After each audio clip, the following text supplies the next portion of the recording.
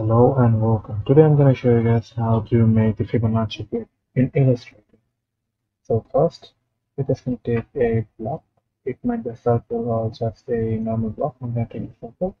I'm going to turn off the this thing over here, and I'm going to change the color.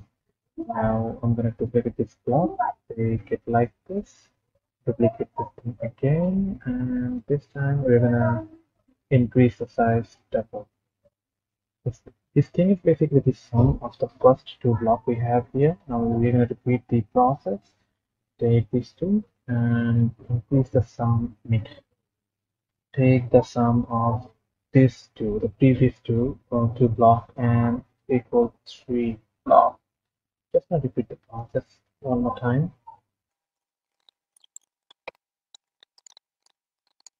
Okay, so there we go. We can't go any further. If I try to go anymore, we are just getting out of the artboard, so we can't. I'm gonna take all of them, I'm gonna group them, and now I'm gonna switch it to output. Okay, so now it's time to place the ruler. I'm gonna add ruler. I'm gonna add ruler to every edge of this box. Let's see.